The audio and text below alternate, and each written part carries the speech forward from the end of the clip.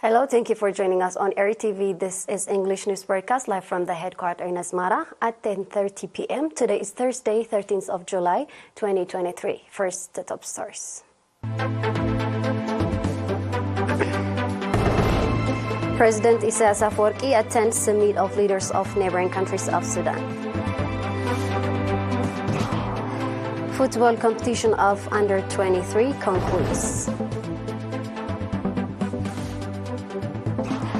Lavrov says Russia sees as nuclear threat US-made F-16 jets in Ukraine. Deforestation in Colombia dropped by 29%.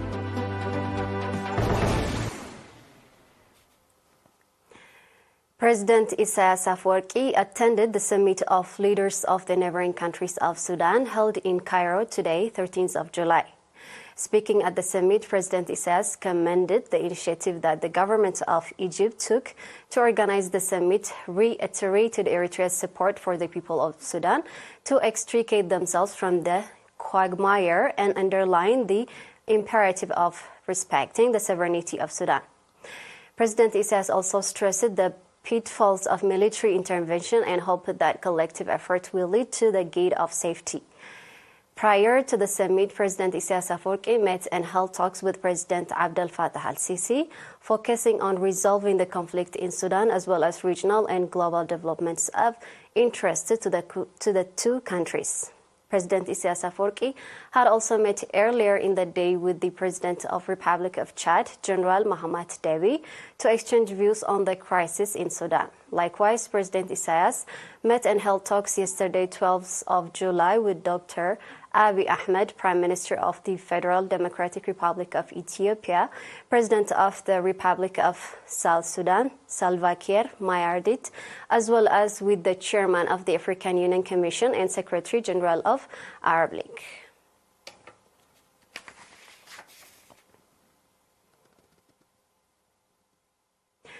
The football competition of under 23 that was underway from 2nd July under the theme Growth with Equitable Participation concludes at the Asmara Stadium in the afternoon hours of 12th of July. The conclusion event was attended by Ambassador Zameda Tekhle, Commissioner of the Culture and Sport, senior governments, and PFDJ officials, as well as invited guests and a number of sports fans. In the men's group, the Central Region became winner of the gold medal and 100,000 Nafa, while Ansaba in Southern Region stood second and third and became winners of silver and bronze medal and 75,000 and 50,000 Nafa, respectively. In the females group, the Central Region won the gold medal and 100,000 Nafa, and Southern and Northern Red Sea regions won silver and bronze medals, as well as 75,000 and 50,000 Nafa, respectively. The prizes were handed over to winners by Ambassador Zameda Tekhle and other guests of honor.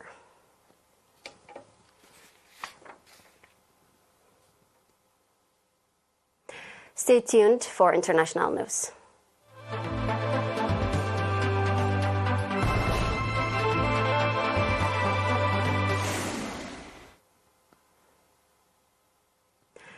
Russia has warned that it will regard as a nuclear threat the US-made F-16 fighter jets in Ukraine, since the warplane are capable of carrying atomic weapons. In remarks of today, Foreign Minister Sergei Lavrov warned against a purportedly planned by the United States to transfer F-16 fighter jets to Ukraine, although Washington has not yet given the green light to any country to supply them. Lavrov stated that Russia cannot ignore the ability of these aircraft to carry nuclear weapons and that no amount of reassurance will help. Poland, the Netherlands, and Denmark are leading a plan to train Ukrainian pilots on using the US-made aircraft as part of an 11-nation coalition. The program will reportedly begin in Denmark in August after the US authorizes the move. Lavrov further explained that Russia will regard the very fact that Ukrainian armed forces have such systems as a threat from the West in the nuclear sphere. Initially, U.S. President Joe Biden had said his country would not provide Ukraine with the jets back in May. However, he told leaders of the group of 7 countries in Japan that Washington was prepared to help train the Ukrainian pilots of F-16 fighter jets. Ukraine, which largely operates aged Soviet-era warplanes, has placed the U.S.-made F-16 at the top of its wish lists.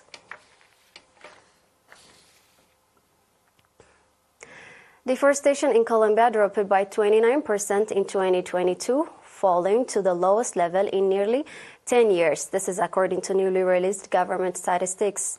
The figures published yesterday show particular gains in regions of the Amazon rainforest considered an important carbon sink for trapping greenhouse gas emission in the fight against climate change. In the span of 1 year from 2021 to 2022, deforestation in Colombia dropped from 174,103 hectares to 123,517 hectares, marking a nearly 30% decrease. This year, we have a good reduction above the target. The question is if we are going to be able to sustain that in the year of 2024, 2025, and 2026, Environment Minister Susanna Mohammed told state media. Mohammed said that the government has worked with local communities to protect forests and crack down on illegal enterprises that contribute to deforestation. The numbers come as the left-wing government of President Gustavo Petro promises to step up efforts to halt deforestation and prioritizes environmental protection.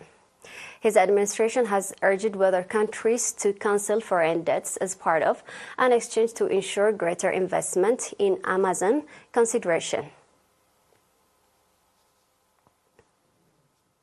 Now we have a quick review of the top stories. President Isaias Afwerki attends summit of leaders of neighboring countries of Sudan. Football competition of under-23 concluded.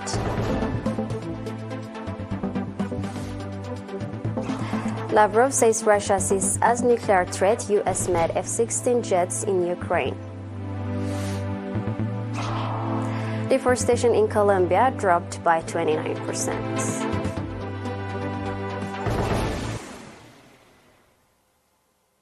It was me, Salem Berhana, with the news for tonight. Thank you for being with us. Have a good night.